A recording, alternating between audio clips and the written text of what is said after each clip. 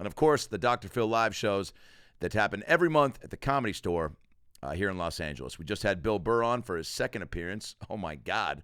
The fact that he wanted to come back on was wild. Do you know what I'm saying? Burr and Chappelle are my favorite comics. I love me some Gaffigan, some David Cross, some Patton Oswalt, Greg Giraldo, R.I.P. But Dave and Bill are just at a different level. And the fact that Bill wanted to come and jam again on Dr. Phil Live was wild, and it was so fun. Can't wait for you guys to see it. Currently editing it right now.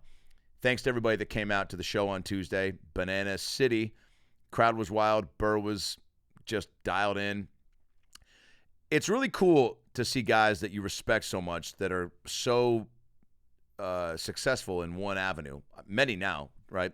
Directed Old Dads. A voice in that animated film with Sandler, Leo, on Netflix. TV, obviously. Stand-up. Podcast. But to come into a environment like that, Dr. Phil show is real silly. You got to be down to play and be silly. And that's what I love about it. So to see people like that really embrace it, extra cool. If you haven't seen the Nikki Glazer Whitney Cummings episode, that is out on YouTube currently. This Bill Burr return episode will drop February 16th, Friday, on my YouTube channel. So make sure you're subscribed. Anyway, shout out to Bill Burr coming back for a second run at Dr. Phil Live. That night was crazy. If you haven't seen on my Instagram, I posted some pictures of me and Dave Chappelle. That's right. Me, dressed as Dr. Phil, talking to Dave Chappelle, the GOAT. I went upstairs because there was a secret show. I go up there.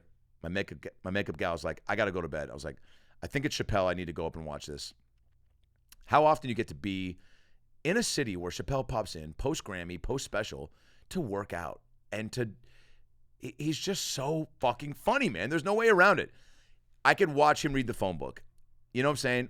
But he's so funny. Even when he got heavy and introspective, always comes back to a joke. And that's brilliant. Jeff Ross opened the show. And I'm sitting there. If you haven't been to the Belly Room at the Comedy Store, it's where they do Roast Battle every Tuesday. Shout out to Brian Moses, and who runs Roast Battle. Go check that out every Tuesday, I believe, at 11:30 in the Belly Room at the Comedy Store. And there's a little panel for the comics, the judges to sit. So I'm sitting there. The lights, you can see. I'm in full you can see that there's a guy that is Phil. And Jeff Ross starts talking to me. You know, Jeff, he goes, hey, Dr. Phil, how you doing? I'm like, I'm doing pretty good. It's just dealing with a lot of Orthodox Jews in my neighborhood. And everyone kind of laughs. Jeff goes, oh, didn't realize you had such a hard stance on the members of the tribe. And I go, well, follow me on Facebook, baby. And then he's like, this is great. I love this. Thanks for coming out. I'm like, well, laughter's the best medicine, Jeff. Unless you have leukemia, then it's probably chemo. And then Jeff brought me up, and we bantered for about 25 minutes, Phil and Jeff Ross, and had a blast, man. Jeff is so quick. And he set me up, and I zinged him, and he zanged me, and it was awesome. The crowd, we got a lot of good pops. And then he goes, do you want to bring up our special guest? I mean, Chappelle is the guy that really got me into stand-up. Listening to early Dane Cook albums, yeah, that was cool. But Dave, man, Dave was like, holy shit. You know what I'm saying? Chappelle's show blew my mind. I was such a big sketch comedy fan growing up. And Chappelle's show was so mind-blowing. My buddy Jake Siegel and I, every Tuesday, 10:30, Comedy Central in college, sophomore year, 2003, we would sit down and watch Chappelle's show. Wouldn't miss an episode.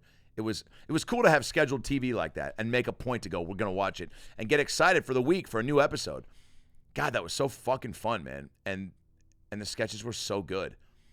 And so, to see Dave then, to go see him live in Vegas when Chappelle's show was at its height, to see him at the Comedy Store, to then get to a point to where I'm at after parties and smoking blunts with him, and then my boy Jaleel White and I went out to Yellow Springs during COVID when he did the outdoor shows at that pavilion and got to hang there for about 4 or 5 days and actually talk to him as a person for a bit.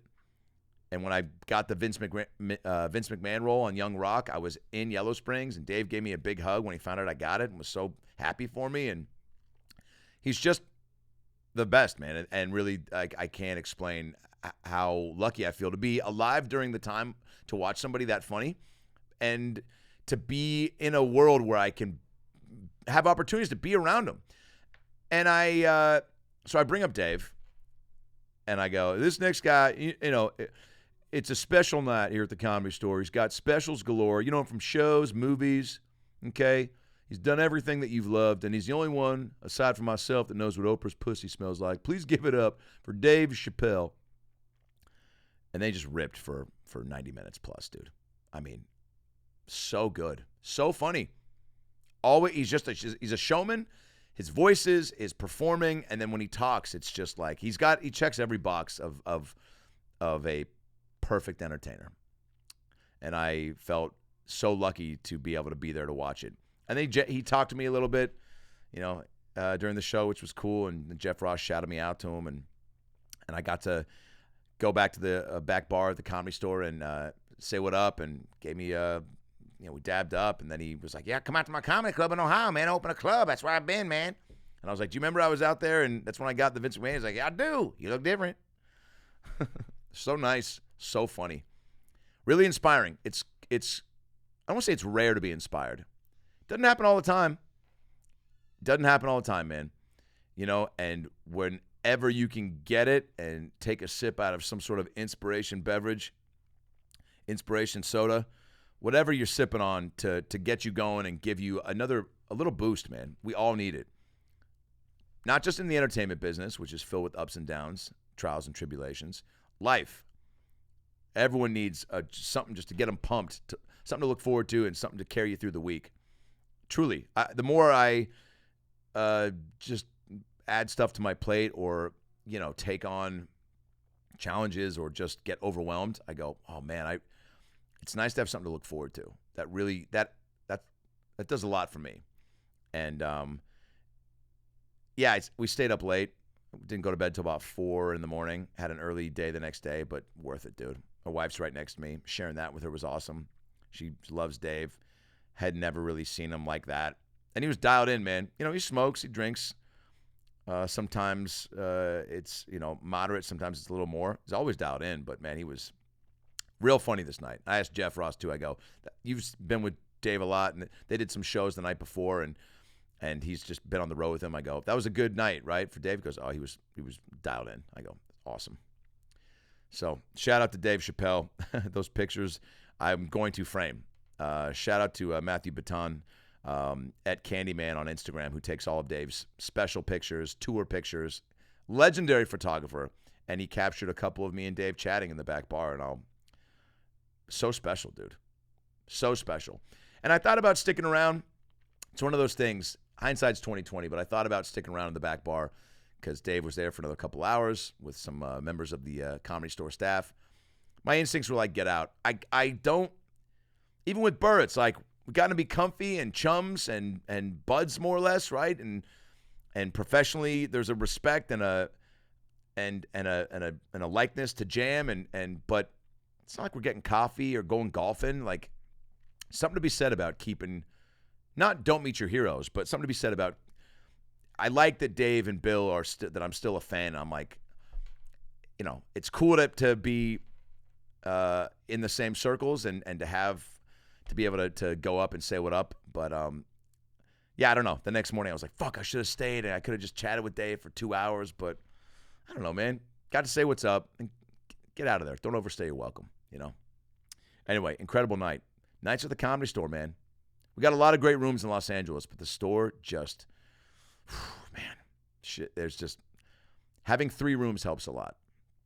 So I don't know if the Laugh Factory and Improv can build out second, third rooms. Improv has the Lab, which is a fun time. But the 3 rooms, the hang, the energy of the store too, man. It's just, God, you just can't describe it. That's why I do Dr. Phil Live there.